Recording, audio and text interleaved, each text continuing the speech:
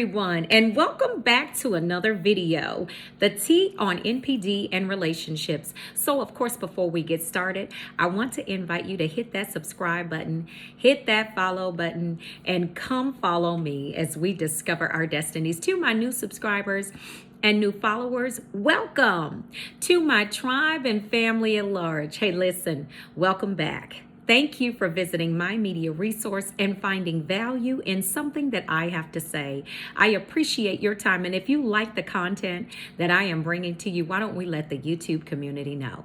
By simply hitting that like button, it gives our tribe and our family right here on the T the greatest opportunity to grow.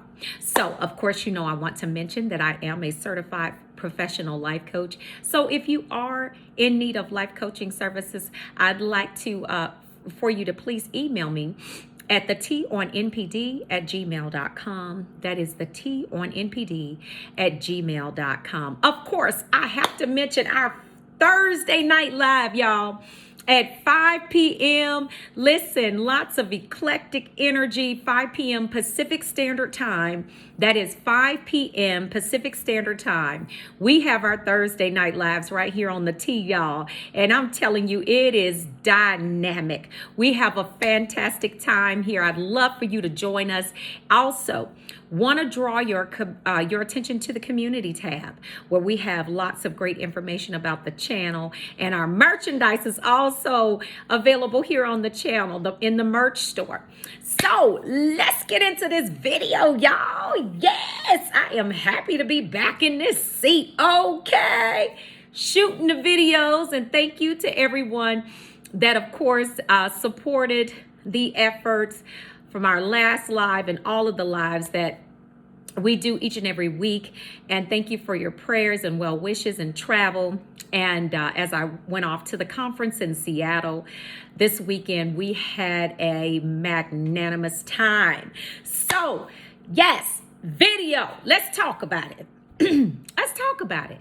So have you, I want to really bring this out because I know a lot of you have asked the question. And so, well, have you ever just kind of discovered some things that you could give us early on as to what to really look for when we're initially engaging with the narcissist, okay? So listen, here are the things that I want to give you, okay, that's going to shut a narcissist down early. Okay, you gonna get that bird early. You gonna catch that bad boy off. When I give you these strategies, oh, you gonna catch him off. It is going to absolutely expose what their true personality is, especially if they are a lower range narcissist or a lower mid range. Now, the cerebrals or the greater narcissists are a little harder to detect with these strategies, but you can still use these strategies if you feel like the person may be somewhat toxic, okay? And so here's the first, let me just lay the groundwork. Okay, so the reason I'm giving you these strategies is because I've been asked the question several times.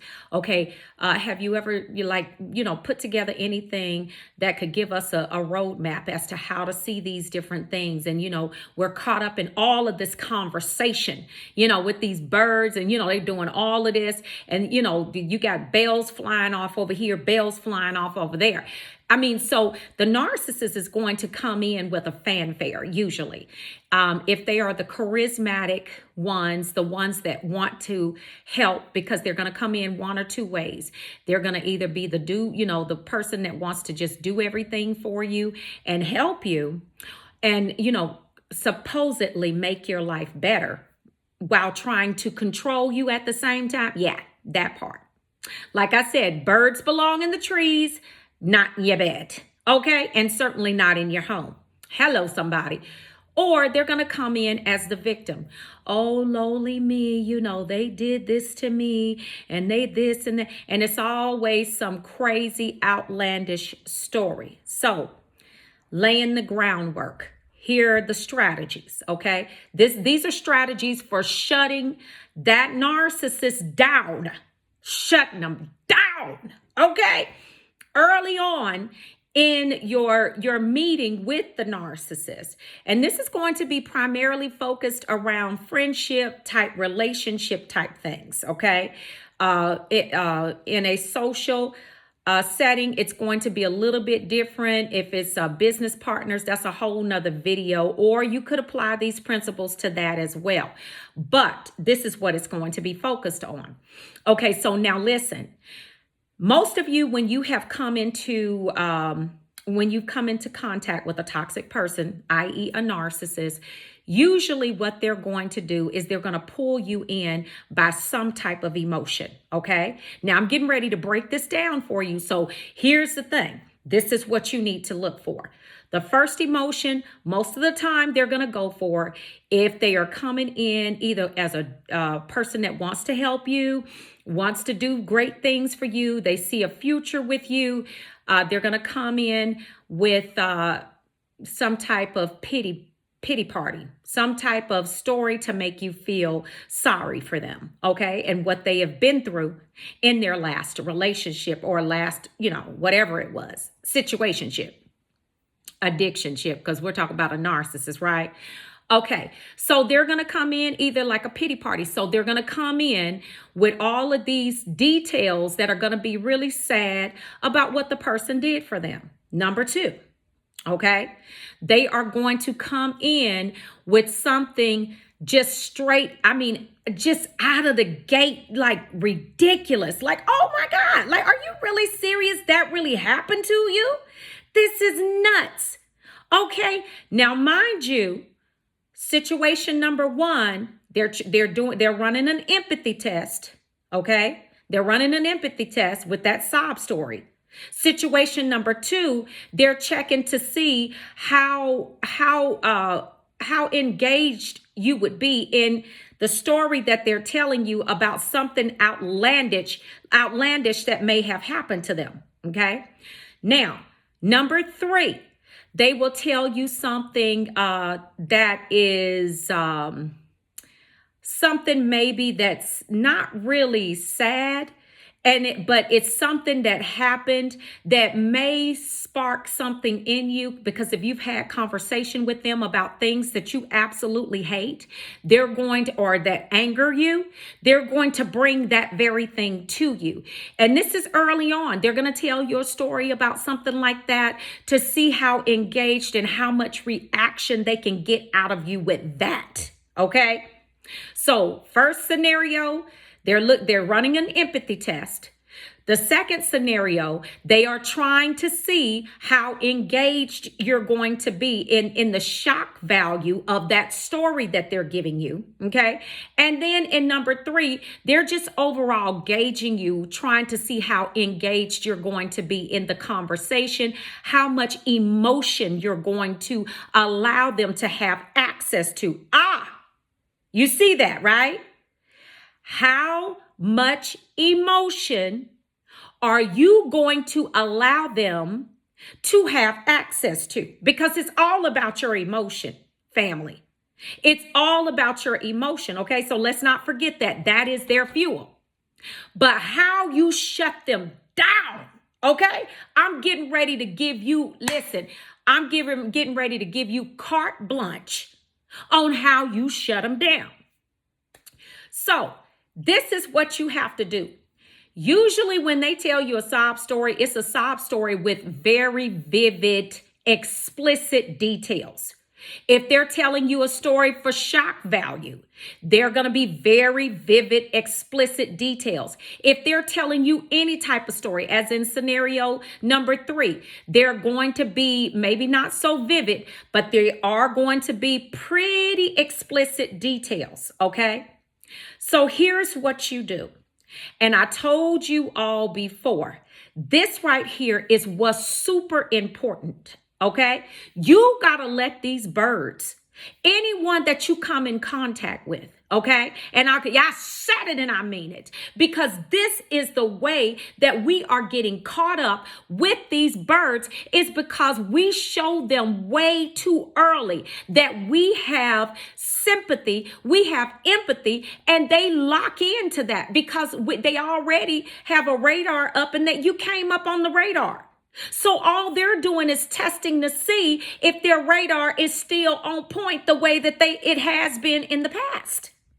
So what you do is, when you are engaging initially with these clowns looking like a frog with pink lipstick and a giraffe with broken legs, okay, and shark teeth, listen, let me tell you something, because I can't stand them. Y'all know I talk about them bad, okay?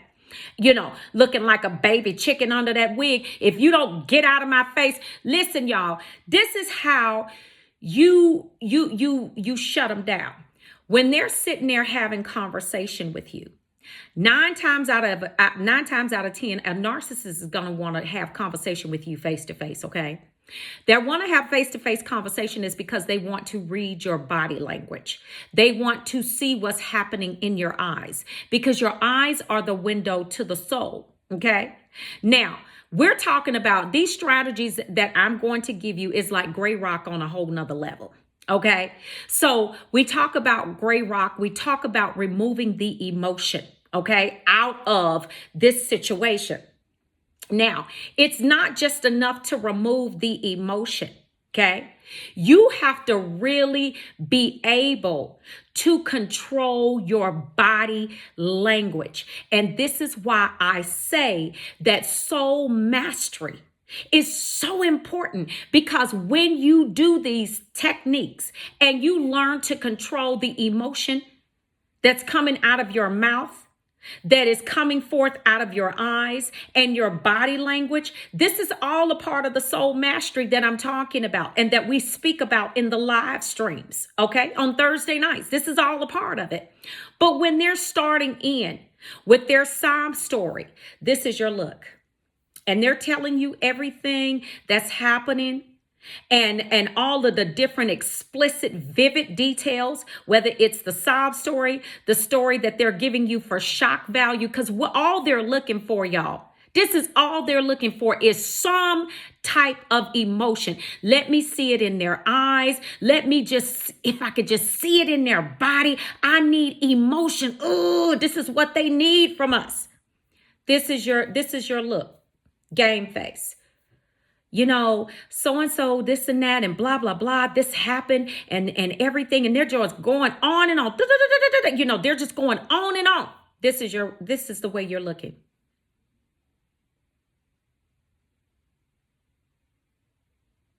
Just like that. Did you see that? Emotionless. Nothing. Turned off in the eyes. Turned off in the body language. Speaking nothing. When you're speaking, that's just when you're saying nothing. When you're speaking, you are going to sit as such, or however you're sitting, eyes. If you're going to respond with a casual response, you want to shy away from things like, oh, really? Oh, this, oh, that. You want to shy away from anything that may evoke some type of emotion, okay? Any words that may make your body respond in a certain way, okay? So this is my go-to. This is my go-to. This is my look. And this is my go-to. I see.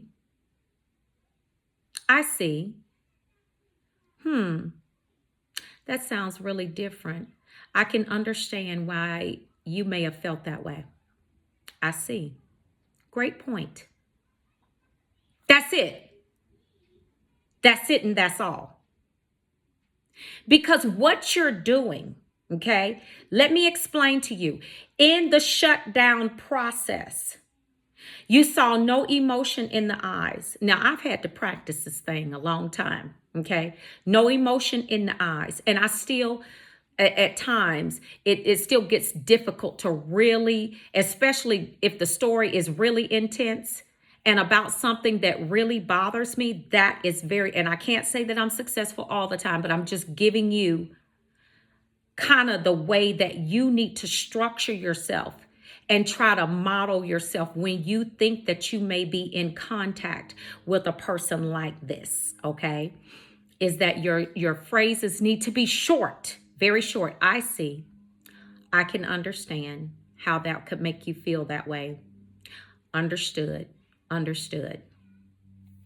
Nothing else. You see that there were no words used that you could have put really an exclamation point behind, because that shows feeling, okay? That shows feeling. So when you are engaging with these birds and ducks with a cape on, that's a safari and a farm mixed together, okay?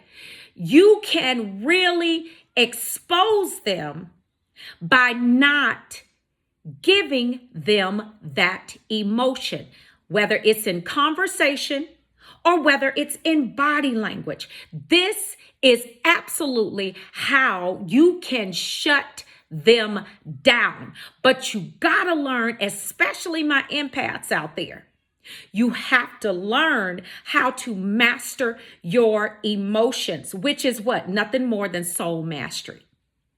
You have to learn how to master your souls, okay? No emotions, no emotion in the eyes. Body is just straight kind of, and face, like the Bible says, your face is fixed like a flint, okay? And if you know what a flint, I'm talking about, face is fixed. In my eyes, you see nothing at this point because I'm making it that way. I'm looking without emotion. That's the way you do that. You have to learn how to, even the way that you blink your eyes. And the people and narcissists even get something out of that. There's nothing you're going to be able to do with that, because most of you, especially if you're empaths, okay, this is going to be something that you're really not going to be able to do. And I can't really do it either, because those of us that are empathic in nature, there's a certain rhythm to the way that we blink our eyes. Narcissists, there's a certain rhythm to the way that they blink their eyes too, which is very little, because most of the time they're staring at you with a cold stare. So you're not going to really be able to control the way that because blinking is involuntary. So you're not going to really be able to control that. And so that may be somewhat of a giveaway, but at least you have something to work with, because the thing about it is what they're trying to do during this time is they're trying to really gauge you to see how they can get in. Okay. And I'm telling you, I know this, and it's tried and true, because I've used it. I've used it. And how did I learn how to do it? By watching different videos and reading different articles about how to do, how to control emotion, how to control body language, how body language speaks when you're not speaking. Okay. So because your body language is also engaging in the conversation with a narcissist. Okay. Your body language, they are reading everything about you. Okay. These birds are locked and loaded with all types of sensories that are designed to pick up on any type of feeling that they may be able to manipulate. Okay. So, excuse me, I wanted to bring this information because I want you guys, as you know, I always tell you, I want you to be sharp. I want to give you strategy, game-changing strategies that are going to help you. And if this can help you shut one down, and I'm talking about in the process of just meeting them, all you're going to do is you're going to expose them. And they're not really going to want to have conversation with you. Why? Because the fuel that they need from you, you're not giving them that. A narcissist is not going to stay around where there is no fuel. Your emotion is their fuel. Okay, so you see how being able to master your body language, being able to master the things that you say, the short phrases that really are not connected to any type of emotion, is what exposes what they're looking for, because they can't deal with your logic. They can only deal with your emotion, because narcissists are just not logical people. They're just not. So this is why they always choose to come in on the avenues in the way that they do, is because they want that emotion. And when you don't give them that emotion, oh, that bird got to fly on up out of there. That recycled pigeon, he got to go, or she got to go clucking elsewhere. They got to go get in another cage because yours ain't working. Okay. Anyway, family, I just wanted to give that to you all. Listen, it was on my mind and on my heart because I know I haven't done strategies in a while. So I wanted to give you those strategies. And of course, just more arsenal to put in your tool belt to keep you sharp, ripe, and ready. Okay, y'all. So I love you. If you haven't had a chance to hit that like button, y'all hit the like button, please. That helps this information flow throughout the algorithm. It could be for some people life-changing and life-saving information. So help our brothers and sisters out there get this information. Listen, I love you all. And until the next video, if you haven't subscribed, go ahead and hit that subscribe button. Until the next video, I will see you all at the top. I love you all. Ciao.